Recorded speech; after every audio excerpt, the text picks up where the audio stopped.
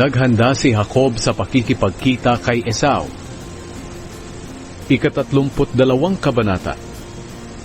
Habang naglalakbay sina Jacob, sinalubong siya ng mga anghel ng Diyos. Pagkakita ni Jacob sa kanila, sinabi niya, "Mga sundalo ito ng Diyos." Kaya pinangalanan niya ang lugar na iyon na Mahanaim. May mga inutusan si Jacob na mauna sa kanya para makipagkita sa kapatid niyang si Esau roon sa lupain ng Seir, ang lugar na tinatawag ding Edom. Tinuruan niya sila kung ano ang sasabihin nila kay Esau. Sinabi ni Jacob, "Sabihin ninyo kay Esau na matagal akong nanirahan kay Laban at hindi pa ako nakakauwi hanggang ngayon. At sabihin ninyo sa kanya na may mga baka ako, asno, tupa, kambing at mga aliping lalaki at babae. Sabihin ninyo sa kanya na inutusan ko kayo para hilingin sa kanya na maging mabuti na sana ang pakikitungo niya sa akin." Pagbalik ng mga inutusan ni Jacob, sinabi nila, "Napuntahan na po namin si Esau at papunta na po siya rito para salubungin kayo. May kasama siyang 400 lalaki." Kinabahan si Jacob at hindi siya mapalagay. Kaya hinati niya sa 2 grupo ang mga kasamahan niya, pati ang kanyang mga tupa, baka, kambing at kamelyo. Dahil naisip niya na kung sakaling dumating si Esau at lusubin ang isang grupo, makakatakas pa ang isang grupo. Nanalangin si Jacob, "Diyos ng aking lolo na si Abraham at Diyos ng aking ama na si Isaac, kayo po ang Panginoon na nagsabi sa akin na bumalik ako sa mga kamag-anak ko, doon po sa lupain kung saan ako isinilang, at pagpapalain ninyo ako. Hindi po ako karapat-dapat tumanggap ng lahat ng kabutihan at katapatan na ipinakita ninyo sa akin na inyong lingkod. Sapagkat nang tumawid ako noon sa Hordan, wala po akong ibang dala kundi tungkod lang. Pero ngayon ay may 2 na po akong grupo. Hinihiling ko po sa inyo na iligtas niyo ako sa kapatid kong si Esau. Natatakot po ako na baka pumunta siya rito at patayin kaming lahat, pati na ang mga asawa ko at mga anak nila.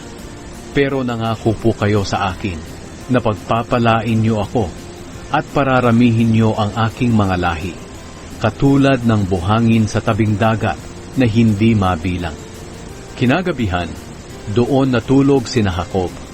Kinabukasan, pumili si Jacob ng mga hayop na ireregalo kay Esau, 200 babaeng kambing at 20 lalaking kambing, 200 babaeng tupa at 20 lalaking tupa, 30 inahing kamelyo, kasama pa ang kanilang mga bisiro, 40 babaeng baka at 10 toro, 20 babaeng asno at 10 lalaking asno. Ginawang 2 grupo ni Jacob ang mga hayop, at ang bawat grupo ay may aliping nagbabantay. Sinabihan niya ang kanyang mga alipin, "Mauna kayo sa akin, at lumakad kayo na may pagitan ang bawat grupo." Sinabihan niya ang mga aliping nagbabantay sa naunang grupo, "Kung makasalubong nyo si Esau, at magtanong siya kung kanino kayong alipin, at kung saan kayo pupunta, at kung kanino ang mga hayop na dala ninyo, sagutin ninyo siya na akin ang mga hayop na ito, at regalo ko ito sa kanya. Sabihin din ninyo sa kanya na nakasunod ako sa inyo." Ganoon din ang sinabi niya sa 2, sa 3, at sa lahat ng aliping kasabay ng mga hayop. At pinaalalahanan niya ang mga ito na huwag kalimutang sabihin kay Esau na nakasunod siya sa hulihan. Sapagkat sinabi ni Jacob sa kanyang sarili, "Aalukin ko si Esau ng mga regalong ito na pinauna ko. At kung magkikita kami, baka sakaling patawarin niya ako." Kaya pinauna niya ang mga regalo niya, pero nagpaiwan siya noong gabing iyon, doon sa tinutuluyan nila.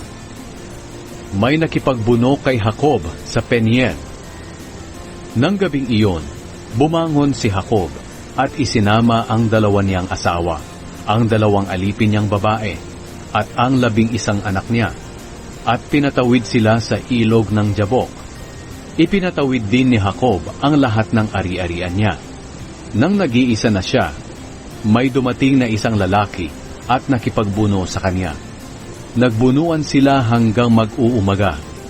Nang mapansin niya na hindi niya matatalo si Jacob, pinisil niya ang balakang ni Jacob at nalinsad ang magkatapat na buto nito. At sinabi ng tao, "Bitawan mo na ako, dahil mag-uumaga na." Pero sumagot si Jacob, "Hindi kita bibitawan hanggat hindi mo ako babasbasan." Nagtanong ang tao sa kanya, "Anong pangalan mo?" Sumagot siya, "Jacob." Sinabi ng tao, "Simula ngayon hindi na Jacob ang pangalan mo, kundi Israel na, dahil nakipagbuno ka sa Diyos at sa mga tao, at ikaw ay nagtagumpay." Nagtanong din si Jacob sa kanya, "Sabihin mo rin sa akin ang pangalan mo." Pero sumagot ang tao, "Huwag mo nang itanong ang pangalan ko." Pagkatapos, binasbasan niya si Jacob doon.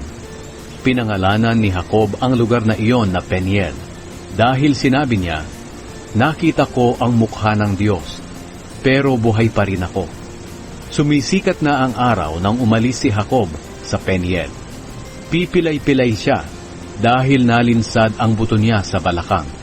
Ito ang dahilan kung bakit hanggang ngayon ang mga Israelita ay hindi kumakain ng litid sa magkatapat na buto sa balakang ng hayop, sapagkat sa bahaging iyon, pinisil ng Diyos si Jacob.